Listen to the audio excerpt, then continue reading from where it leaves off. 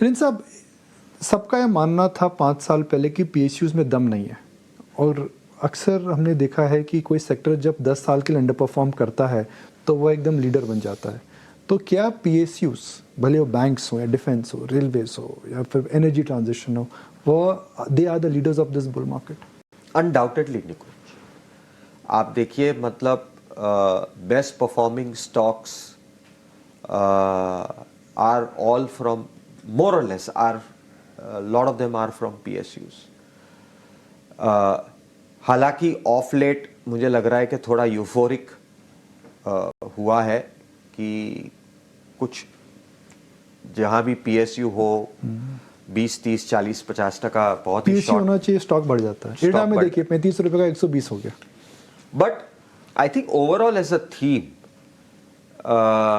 जो लोगों को लगता था कि नहीं पीएसयू में हम नहीं इन्वेस्ट करते, I think that needs to be question, because काफी सारा जो इंफ्रा में स्पेंडिंग है, मेक इन इंडिया में है, जो फोकस है गवर्नमेंट का, तो कई ऐसे एरिया में रिसोर्सेज है, पावर है, रिन्यूएबल है, डिफेंस है।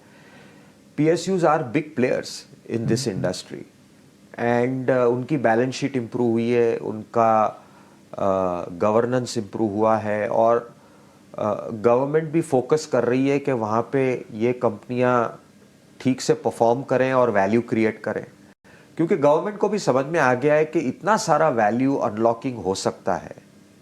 आप हर साल 1.5 लाख 2 लाख करोड़ का इक्विटी बेच सकते हो मार्केट में, और उस पैसे को फिर आप इंफ्रास्ट्रक्चर या सोशल स्पेंडिंग में डाल सकते हो। तो why not create value in these companies. 1.5 lakh crore की मार्केट कैप जो थी इनकी, 4.5 लाख करोड़ की मार्केट कैप हो गई है पिछले 3 से 3.5 साल के अंदर। इस प्रकार का मल्टी बैगर क्रिएशन हुआ है। Yes. तो आखिरी 2 सवाल मैं आपसे पूछता हूँ।